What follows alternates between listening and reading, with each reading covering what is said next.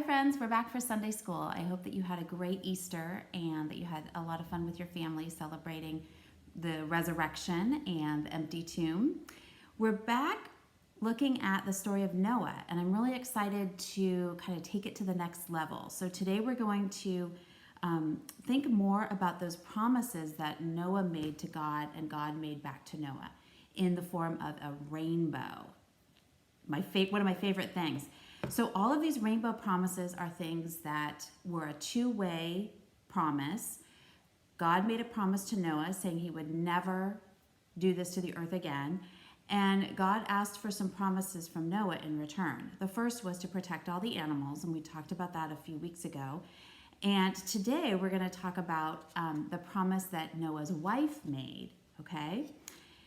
Now, not too much is said in the scripture story about Noah's family. We know that he took his family with him, but there's some legends that have come up over the many, many years about who they might have been and how they might have been involved. And so today we're going to read the story of I guess it might be Naamah, Noah's wife. And the other storybook that this board book is based on is called A Prayer for the Earth, and it's also Naamah's story. So it says it's by Sandy Eisenberg Sasso, who I love her books. All of them are fabulous. When the world was still young, there lived a man called Noah and a woman called Naamah. God called to Noah, I'm going to bring a big flood, build an ark, and bring 2 of every animal on it. And Noah did as God said. That's the part of the story that we've heard before. To Naamah, God said, gather the seeds of all the flowers and plants. Bring 2 of every kind on the ark. Naamah did as God said. She tied an apron of many pockets around her waist. She placed lima beans and lemons, fruits and vegetables of every kind into the pockets of her apron. She almost forgot the dandelions, but God reminded her. Naamah picked acorns and gathered the seeds of sunflowers and buttercups. When she collected all the plants, she brought them onto the ark. There, she made a garden away from all of the animals. That's a good idea. Then the sun disappeared and it rained and rained without stopping. After 40 days and nights, the rain stopped. Dry land began to appear, and it was time for the earth to begin again. Naamah placed the seeds in the deep pockets of her apron and ran outside. She put the milkweed seeds in her hands and let the wind carry them in all directions. She dug holes in the soil and planted peppers, poppies, and plums. Because Naamah almost forgot dandelions, God made certain they covered the earth. Naamah saw how the seeds became flowers, fruits, and vegetables, and she was happy. God saw Naamah's garden, and it was very good. God, too, was happy. So that's a part of the story that we don't often think about, the part that comes after they find dry land and how the land comes back to life. So in the Bible, God says, go forth, multiply, redo it all. But we don't really think about what that means. And so this story helps us see that there was some action taken. Naamah made a promise to God in a rainbow promise saying, okay, God, you're not going to hurt the earth again, but I will do my part by helping to replant it. And that's a promise that we can still keep today. So today, one of the things we're going to do, right now actually, is go outside and plant some seeds. Now, I have wildflower seeds here, and these are California native seeds, so they'll fit in with our wonderful environment.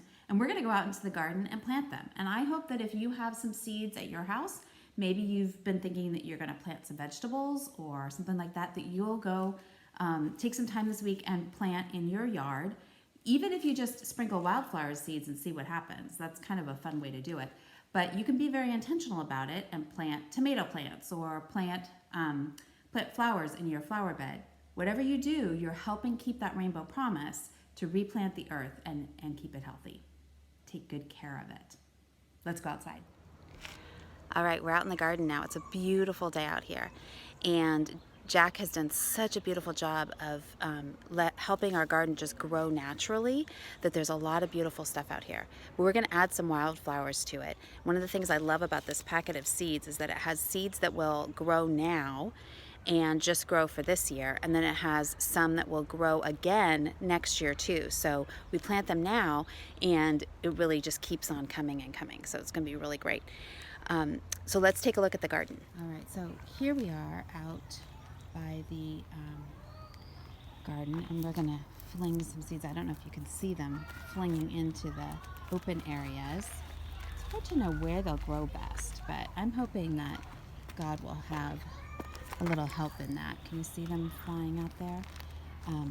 Different parts of this garden get sun at different times, so it's hard to know where the seeds are gonna do the best. But you can't go wrong planting seeds as long as people are excited about the seeds being there and don't pull them up as weeds. But in this garden, we like having seeds that that will grow something for us. Okay, now we're going to come over here by the rocks. And there's a little bit of space over here, so let's walk in here gently. And I can throw some in here. All right, this patch gets a little more sun in the afternoon, so I'm going to throw some in here and see what else we can get growing in there. All right, and that's all my seeds. We'll have to wait and see what happens and what grows here. As I was going back in, I noticed that there's already some really beautiful flowers growing out here. So I wanted you to be able to see what's already happening out here. Every time we plant, we're helping keep Nama's promise to God that we will keep the earth green and help take care of it and help make sure that everything gets a chance to grow. That's one of the rainbow promises. So it was nice to be outside for a little while and to see the beauty that is out there and to help make a little bit more of it come alive. I hope that you'll get a chance to do that at home this week in some way. Even if you just have like some dried beans in your cupboard, you can put those in a paper towel, in a Ziploc bag, and a wet paper towel, and see if those will sprout. And once they sprout, then you can plant them outside and see what will happen. So there's all sorts of ways to help things grow and make plants start to come back to life. So hopefully you can find a way this week. Be creative. I want to share another story with you because once Nama replanted the earth, that promise wasn't over. Like I said, we continue to keep her promise to plant and take care of the earth. But that's not just about plants and flowers. That's also about the earth itself. And this is a time when we can do different things to help make sure that the earth has everything it needs to be everything that God wanted it to be, right? So I want to read another story with you called The Great Trash Bash. We are coming up on Earth Day too. So I'm going to hold this book so that you can see the pictures a little bit. But this is one of my favorite books about taking care of the earth and the different choices we make that are good for the earth. So this is by Lorene Leedy, The Great Trash Bash. There are rolling hills and wiggly roads and shady trees in Beeston. It is a home to any animal that can run, fly, or swim. But something is wrong. The mayor is searching for an answer. I can't figure out what's wrong in Beeston. We have lovely houses and parks. He talks to citizens wherever he goes. We have such fine restaurants and stores. What do you think is wrong with our town? I don't know. My new sweater looks good, and my new dress, and I'm going to throw away my old clothes. We fixed all the potholes in the roads. Why do I get the feeling that something isn't quite right? At last, Mayor Hippo finds the answer. Whoa, now I know. Beeston has too much trash. To find out more about trash, the mayor goes to the dump. This dump is a smelly, ugly mess. It's easy and cheap to just throw stuff there. Next, he visits the incinerator. The incinerator burns trash and makes energy.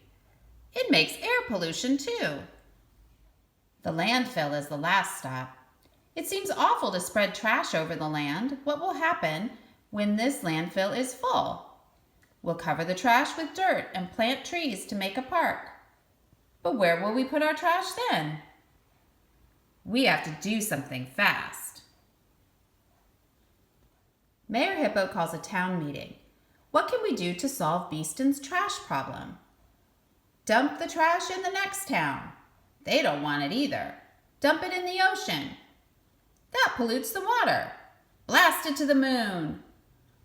Let's have a trash bash and clean up this town.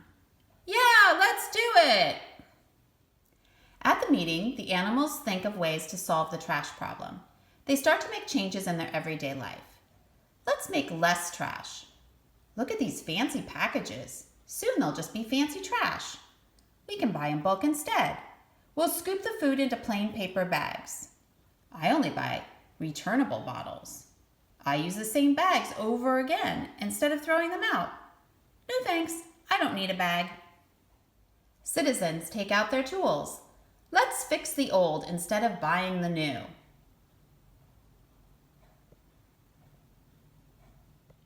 They start to clean up Beeston. Let's stop littering. Those things are dangerous. They even find some good uses for trash. Let's recycle it. New metal from old cans, new glass from old jars, new paper from old newspapers.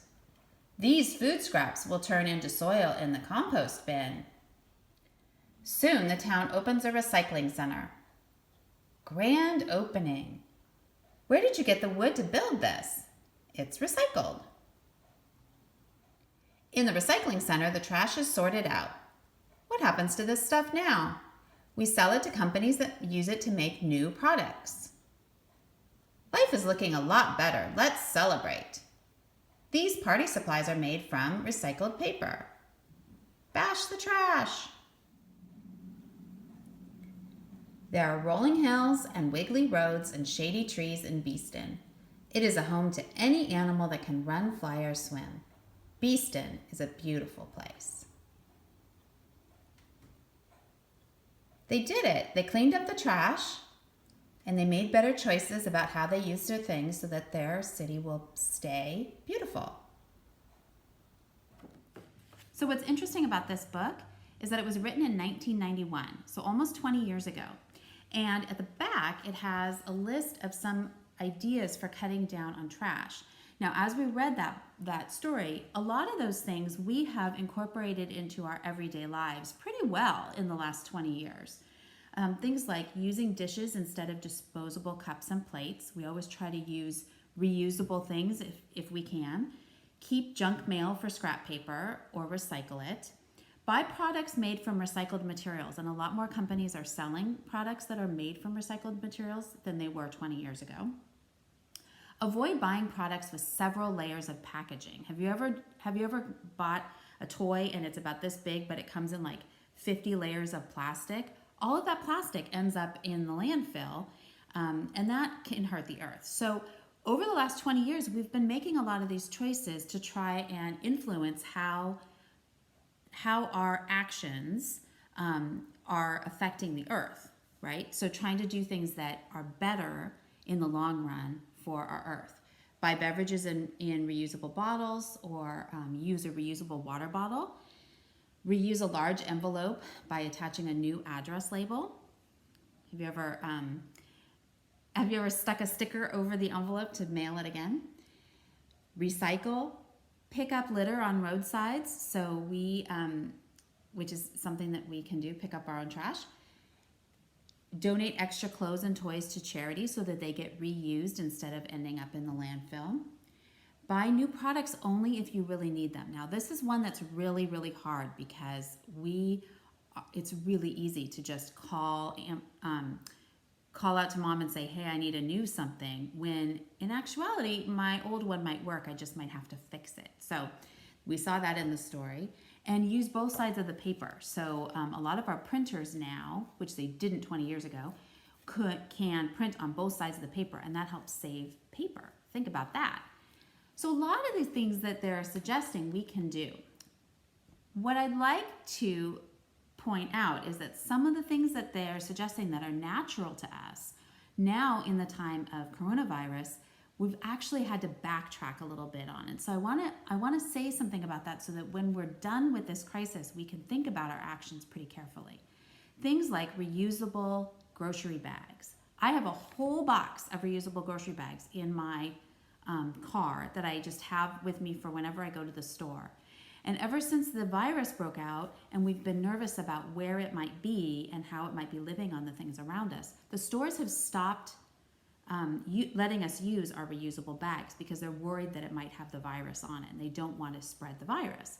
I totally get that. I support that. So for this period of time, we've been using a lot more plastic bags and paper bags than we were in the past. And we know from past history, the past 20 years, that we've made a really big effort to not use those disposable bags because they're so bad for the earth. They end up in the ocean and all around, like on the sides of the freeways and stuff, and they're really, really bad. So it's better if we can use reusable. That means that when we get past this crisis of the coronavirus, we have to be intentional and make a decision about how we go forward. And one of those things is going back to using reusable bags. Now that might mean that instead of plastic bags, we use cloth bags that can go in the washing machine in between uses. Or it might mean that when we come home from the grocery store, we wipe down the bag with a wipe or clean it in some way so that we know that it is safe to use again. But we don't want to go back to having all plastic and paper because that wouldn't be good for the earth. So there's going to be some decision making about how we move forward. And those are the things that all of us can take a part in, okay? Whether you're 5 years old or 50 years old or 80 years old, we all have a role to play in keeping the rainbow promise.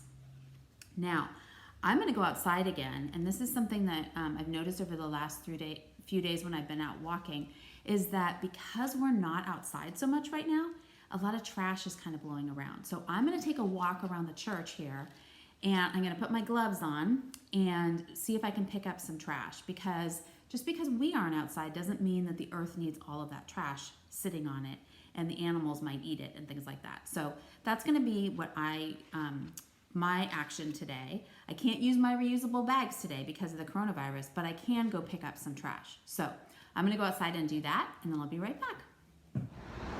Okay, I'm out here at the street, and it actually doesn't look too bad. There's not too much trash that has been blowing up from the street, but I did find a box, weird, and some paper, and I noticed that if we look inside the fence here, there's a little bit of trash in there, so I'm going to go inside and pick some of that up, see what else I can find.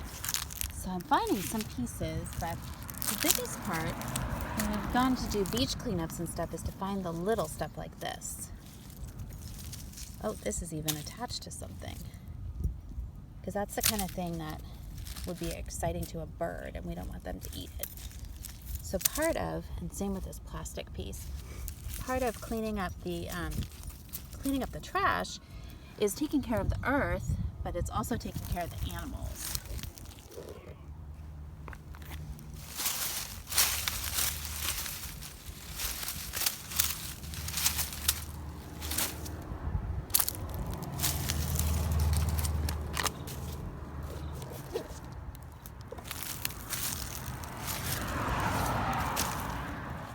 So when I first went outside, I didn't think there was too much out there. It looked pretty good, but now you can see how much I've found, plus an entire box that I brought inside to recycle. And each one little piece of that trash is helping the earth feel a little bit better. So put on some gloves and go clean up some trash. If there's none right out in front of your house, walk down towards your school, and around the edges of the school is another place where trash kind of likes to accumulate and get blown up against the fence. So be sure you wear your gloves and you can go clean up a little bit for the earth. So today we've talked about taking care of the earth, and that was Nama's promise, part of her rainbow promise to God when God promised to not hurt the earth again. So we want to keep that promise, and there's lots of ways that we can do that. We planted some seeds and we picked up some trash. And there's a lot of choices that we can make, like we heard about in the Great Trash Bash, about choosing items that have less packaging and that might have recyclable packaging, and reusing things so that we don't make more trash than we need to, okay? So there's a lot of ideas, and I hope that when we have a little more freedom to make those choices, because we don't have the coronavirus dictating how we do things, that we'll make good choices about how to take care of the earth, and we can keep that rainbow promise moving forward. Now, I do have a couple of games and activities for you that are in the printable lesson, and I hope that you will do those. A couple of them are like crossword puzzles and things like that, so you can print those out if you want to test your knowledge of the Noah's Ark story and do some worksheets like that. The other one is a game that I'm not able to demonstrate for you myself. So I asked for some volunteers at home to help me demonstrate it. And Johnny and Jenna and Jane Parch all helped, and they're gonna show you how to play. But first of all, let me tell you the rules. This game is called Crazy Peas, and again, it's in your printable materials. And you're gonna find a jar full or a bag full of dried peas or beans or something little that looks kind of like seeds. You could even use like dried popcorn or something like that. And a little bowl or a bucket for each team. So split your family into two and clear out an area like a rug or a patio where you can play this game. You're gonna scatter, one person's gonna be the leader, kind of like in red light, green light. They're gonna stand off to the side of the room or the playing area, and they're gonna tell you when to stop and start, okay? Everyone else is gonna line up at the other end of the playing area, and the leader's going to scatter the beans or the seeds or whatever you have to play with all over the playing area, all over the rug or the patio, okay? And then they're gonna stand at the opposite side and turn their back. Now, when they say go, everyone starts to pick up those beans and seeds as fast as they can and put them in their bowls, okay? Remember, you have two teams, so you're trying to see who can pick up the most. When the leader turns around to face you again, though, you have to freeze. Don't move. If you're caught moving, you must put all of your beans back on the floor and start over, okay? Return to the starting line all the way at the other side of the room and start picking up beans again when the leader turns their back. So when their back is turned, you can be picking up beans as fast as you can. When they turn to face you, you have to freeze. If you don't freeze, you go all the way to the back, scatter all the seeds again, and start over, okay? See how many seeds or beans you can pick up, see who can get the most, and how quickly you can get the floor all cleaned up. Don't leave any more beans or anything there for mom or dad to step on and hurt their feet, because that's not a fun part of the game. But I hope you have a lot of fun competing to see who can clean up the most crazy peas.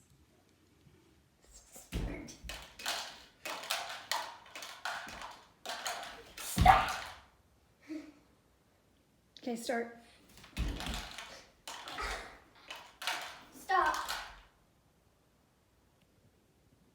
No one. Start. Start. Stop. No one. Start. Stop.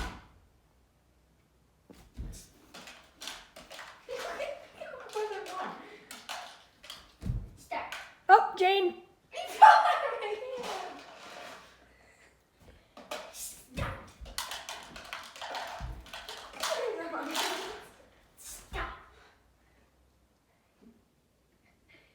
Johnny, come on. Start. Stop. Stop. Stop. John Matthew, scooch closer to the step. Thanks. Stop.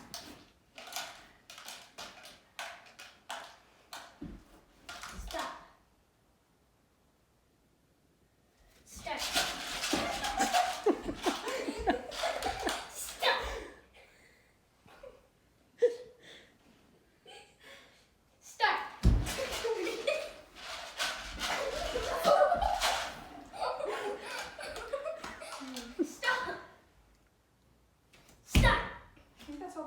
Did you get them I all? have 66 beans. 58. Oh, who's the winner, Johnny? Yeah. All right, before we go today, I've come out into the preschool garden here to show you some of the things that the kids planted earlier this winter, and now it's time to harvest them. So this is another great way that we can take care of the earth by planting seeds and seeing what comes up. So let me show you. So it looks like we have a lot of weeds growing in here too, because the rain was so nice, but some of this looks like maybe some of our lettuce has come up, and I'm hoping that we'll find some carrots and some beets in here, because when we last looked, this looks like beets over here with those red stalks. Let's see if we've got any coming out.